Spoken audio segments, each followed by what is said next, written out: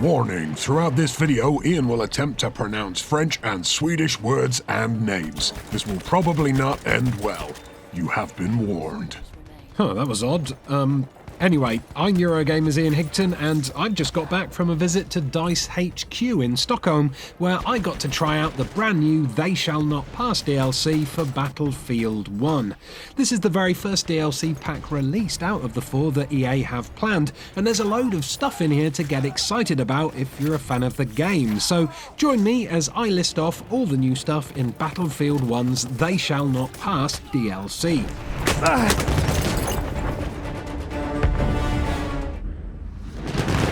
First up, and this is probably the biggest addition to the game, They Shall Not Pass finally brings the French army to Battlefield 1. EA controversially left the French troops out of the multiplayer portion of the base game and held them back for the DLC, which, surprising no one, didn't go down too well. The French troops are instantly recognisable thanks to their signature blue uniforms, and the entire They Shall Not Pass DLC is based around the brutal defence of their homeland from invading German forces.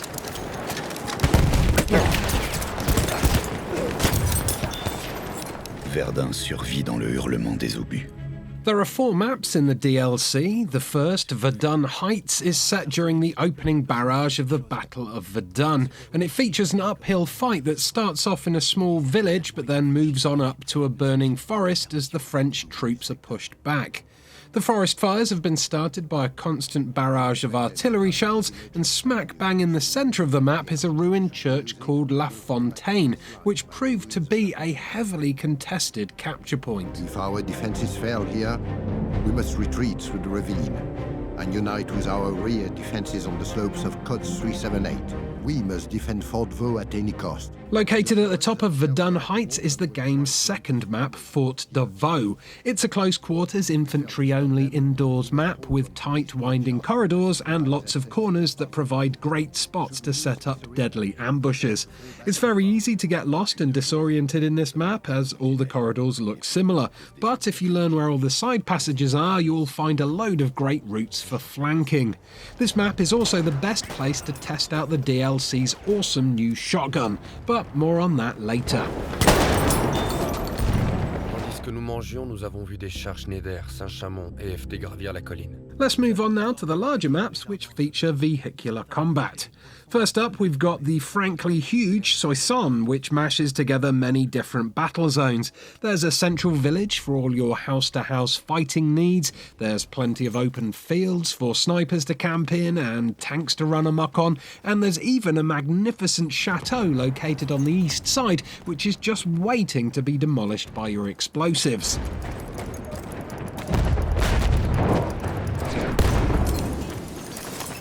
En regagnant ces endroits, nous avons constaté que des villages... The final map, which is probably the most visually striking, is called Rupture. On this map, the majority of the fighting takes place in a year-old trench network that has been overgrown by poppies and is full of rusty wrecks from a previous tank battle. On the opposite side of the map, things are a little less unkempt, with a huge bridge to capture and a small railway station that provides loads of defensive positions. After this, we must launch an offensive along the railway track to secure Theme. This will force the Germans to retreat out of this region once and for all. Those 4 maps make up the game's 2 new operations missions. The first of the operations in They Shall Not Pass is called Devil's Anvil and features the infantry-only maps Verdun Heights and Fort de Vaux. This operation is set in February of 1916, and it sees the German side pushing up through the chaos of Verdun Heights in a bid to take over the fort at the top from the French defenders, who were dug in and prepared to hold their positions to the last man. The French plan to force the Germans out of this area. Beyond the Marne is the name of the second operation, and in this one we get to see some huge battles featuring air and land vehicles as the French troops battle to reclaim Soissons and the area in which Rupture is located. If you're looking for some epic, lengthy battles, this is the operation to head for, especially if you want to try out the DLC's brand new tank, the Saint-Chamond. Frontlines combines conquest and rush in a symmetrical head-on engagement. Before I get onto the tanks though, let's have a quick look at the new Frontlines mode. Frontlines mode was probably the mode we played the most at the event, and it's simply described as a cross between Conquest and Rush, so expect some brutal tug of wars if both sides are evenly matched. Each round of Frontlines features several objectives and takes place on smaller areas of each of the 4 maps. Both teams start with 2 telegraph posts at their base and a certain amount of control points leading up to the centre of the map. In the middle of the map is an unclaimed control point which the teams must first race to capture. Once that's done, the tug of war starts proper, and each team battles to push the other back and expose their telegraph posts. Once the telegraph posts have been reached, the game becomes more like Rush, where players have to defend or attack the telegraph posts depending on what side they're on. Attackers must place explosives on the telegraphs to destroy them, like so. We have armed objective butter. Whilst defenders can use them to call in artillery barrages on the enemy forces. Enemy coordinates have been sent to our artillery. It's a pretty exciting new mode with lots going on, but I felt it suffered a bit from balancing issues. Most of the matches we played were over in less than 10 minutes, as the first team to capture the central point normally then had the advantage. One match though became a real frustrating tug of war. At first, turning the tide of the battle felt pretty exhilarating, but the constant flip-flopping back and forth over the same 2 points for over 30 minutes soon started to overstay its welcome, and it severely strained my patience. Still, it's an enjoyable mix of 2 favourite game modes and a nice extra addition to the DLC that's definitely worth trying if you enjoy the smaller game modes of Battlefield 1. We are being pushed back.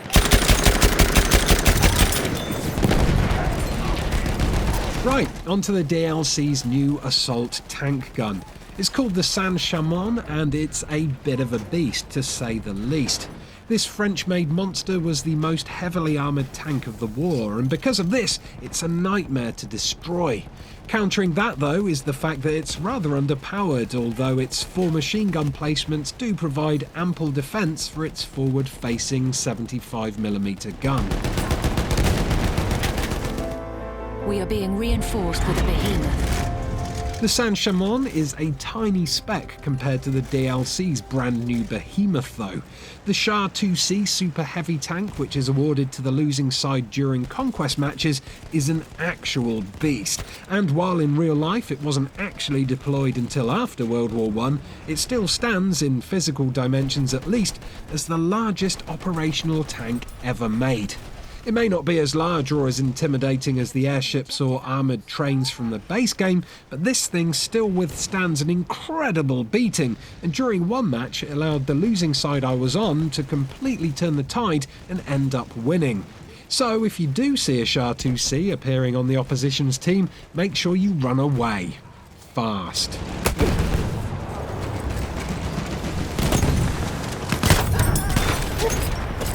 From a couple of tanks to a guy built like a tank next. This dude that just killed me right in the face with a spiky club there is the new Trench Raider Elite class.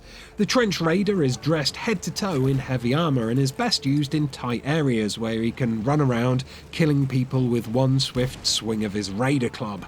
The Trench Raider kit normally spawns near the start of a match, and the full body armour absorbs a load of bullet damage, which means you can charge headfirst at your terrified targets and brain them good.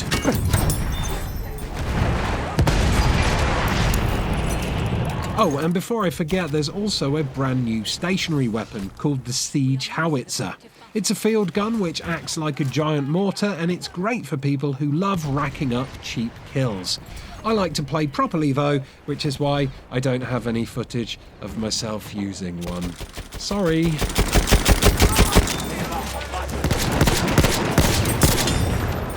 Right, time to move on to the brand new infantry weapons for They Shall Not Pass, which will need to be unlocked by completing assignments before you can use them, I'm afraid.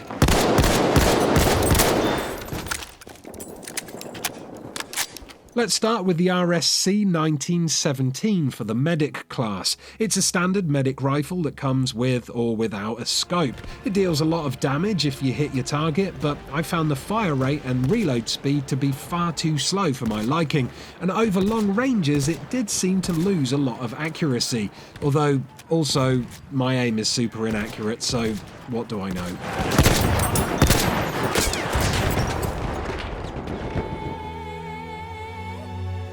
The Shellshar LMG that the support class uses turned out to be the weapon I used the most during the preview event. The distinctive curved magazine contains 20 rounds at a time, which means you can afford to miss a few shots if your aim isn't up to scratch. And also it comes with a scoped version just in case you fancy lying down at the back of the map and providing some cover fire.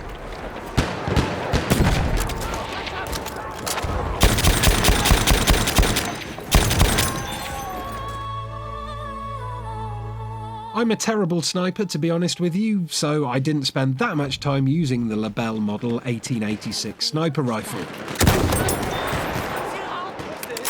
It comes in a standard infantry style, or with a bipod and telescopic sight attached, and it packs one hell of a punch if you can successfully land a shot, which I only managed to do about twice, because I suck.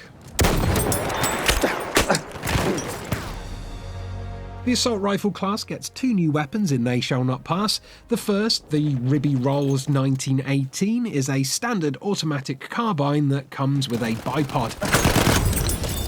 That means it'll be more accurate if you use it lying down, but otherwise I found it to be a pretty unremarkable weapon.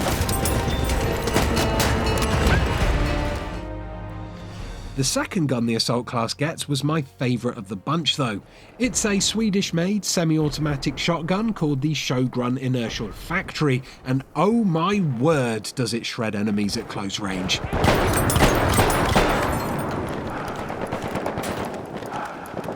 It's absolutely cack at a distance, of course, but whip this bad boy out in the trenches of Rupture or the corridors of Fort de Vaux, and you will have the best time ever. Look at it go!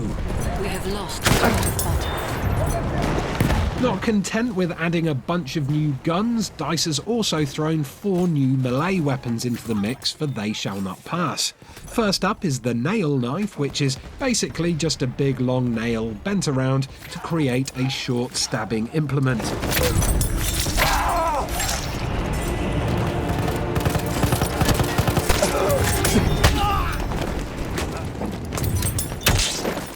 The cogwheel club here is your standard club, but with a cogwheel attached to the tip to give it a bit of extra murder power. There's not much else to say about it really, so here it is in action.